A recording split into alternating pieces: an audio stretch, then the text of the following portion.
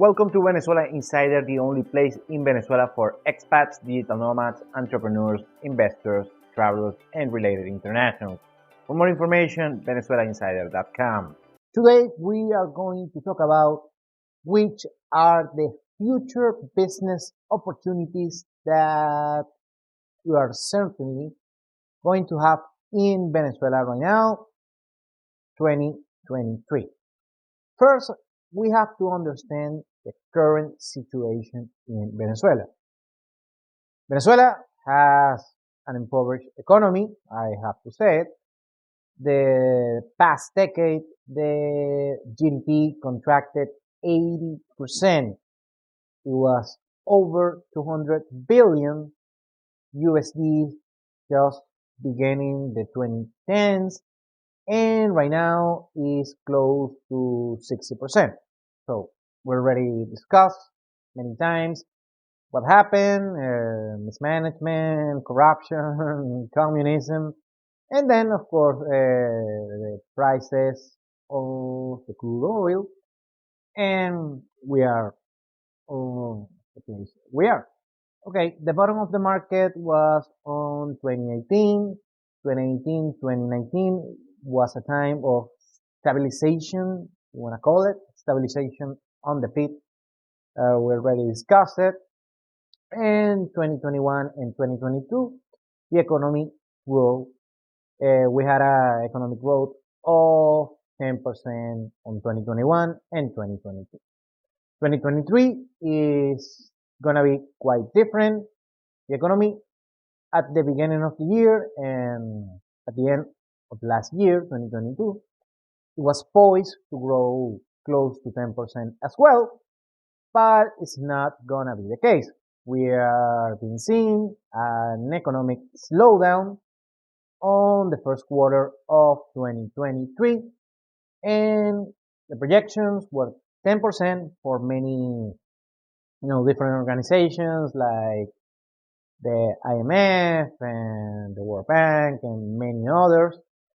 But those big organizations reduced the future growth of the Venezuelan economy in 2023. Right now, according to some credible sources and research, said that we might be on the neighborhood of 5% of GDP growth for 2023.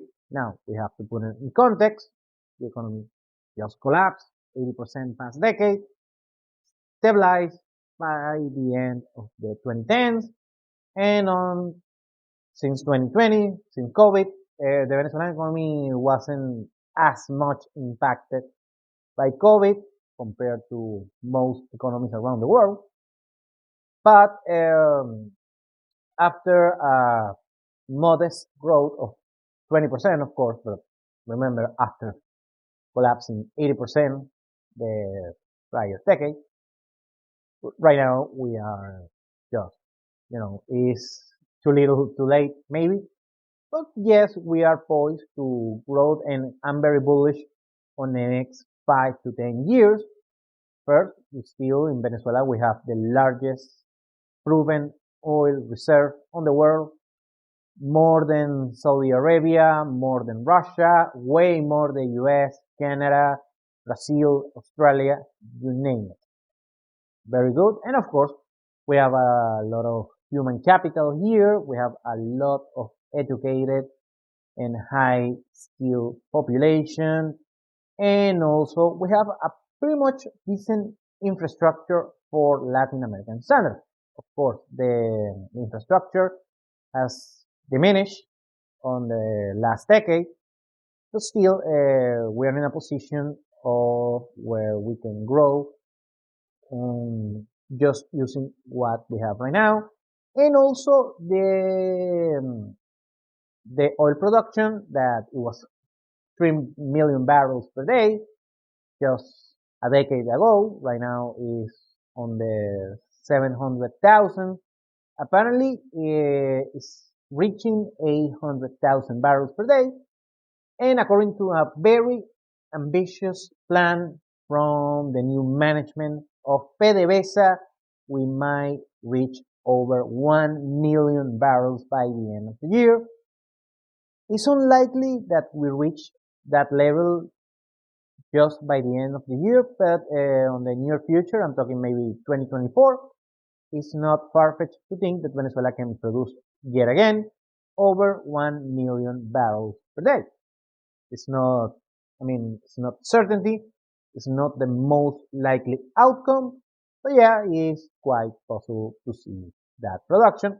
So the sentiment on the past few years has been positive, I would say, since late 2018, early 2019, and after the blackout that we have in 2019, just few months after that, the sentiment has shifted to the good side, and we're seeing some optimism until the first quarter of this year that's been a little bit stagnated, especially on the consumer side.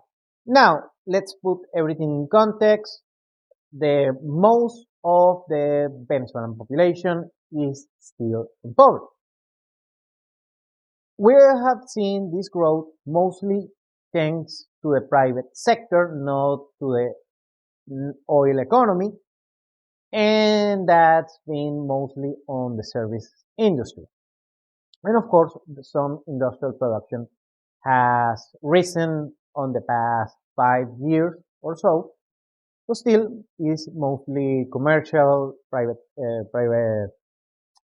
services, professional services, and mostly commercial instead of industrial.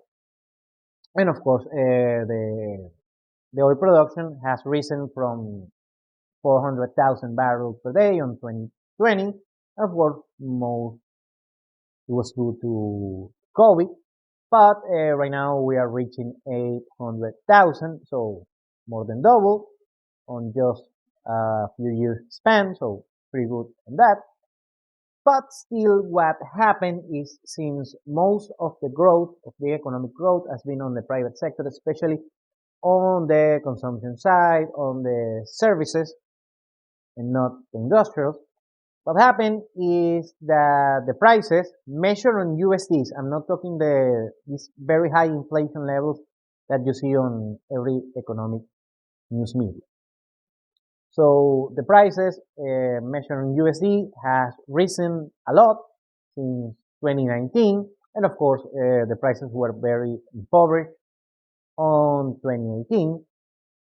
And what happened is that yes, the average consumer here in Venezuela cannot afford such high prices. I'm talking on USDs. Remember, since 2018, the Venezuelan economy has been de facto dollarized, and the government cannot print USDs.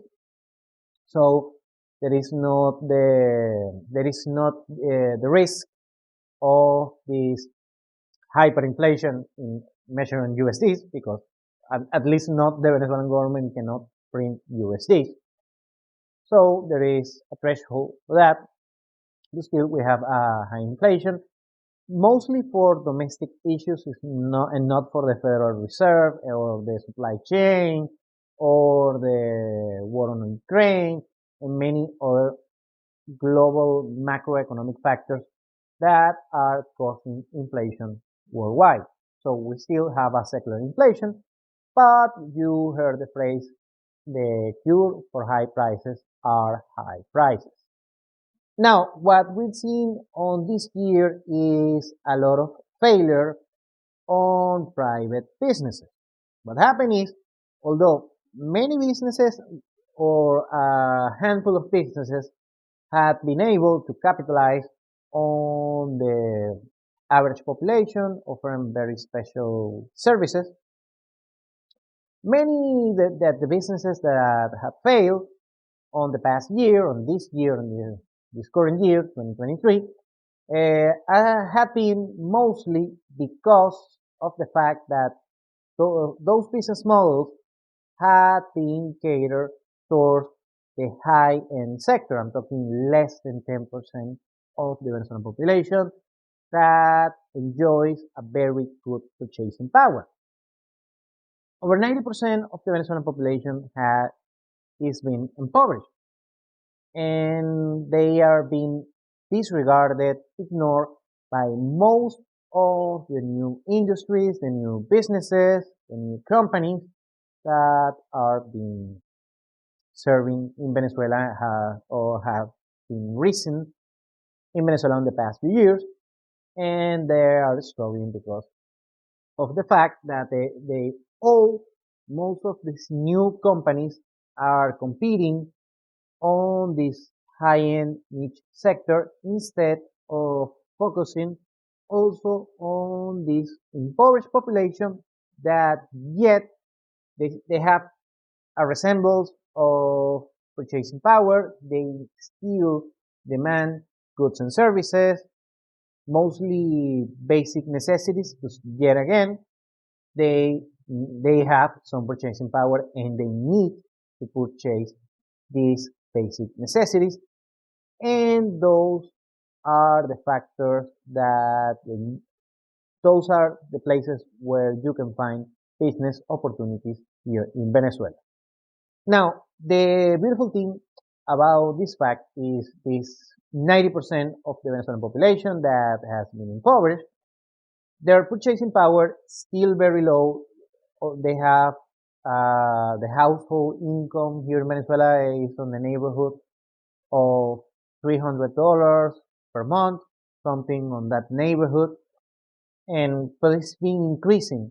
Still low, but has increased on the past few years and is being keep rising. And we hope that in the next 5 to 10 years, that median household income in Venezuela is gonna keep rising, maybe slowly, but still significant. Compare still very low, but compare what we had on 2017 and 2018 is very significant and the trend is positive. And the other thing to consider is that this population is very eager to consume, and not only on the necessities, groceries, medicine, healthcare, education, but also they want to consume on leisure and hospitality. But yet again, in Venezuela, the offer of goods and services, both necessities and also leisure and hospitality, discretionary income, they don't have they don't have the Venezuelan businesses. For most, they don't offer a good, let's say, a good brochure of products catered towards them. They cater towards the high middle class and of course the very high income class. So the opportunities here in Venezuela are for mass consumption products and services.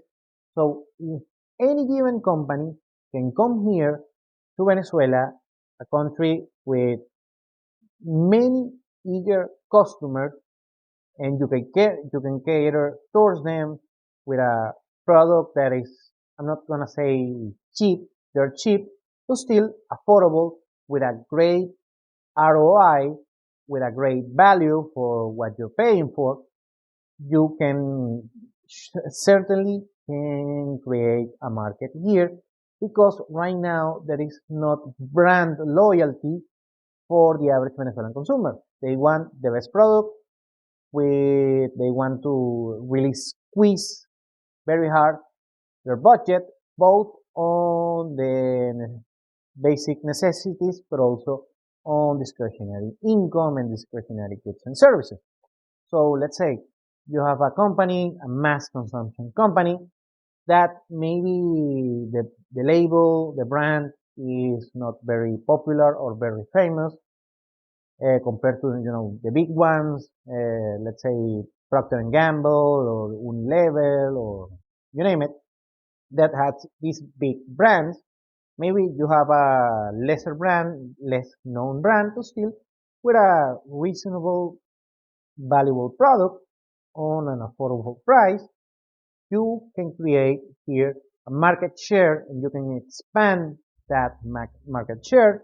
You're going to have an opportunity on a market that is on the neighborhood of 30 million people that is not being catered, that hasn't been attended for most international companies. And we are right now seeing companies from Turkey, from China, from Brazil, from Colombia.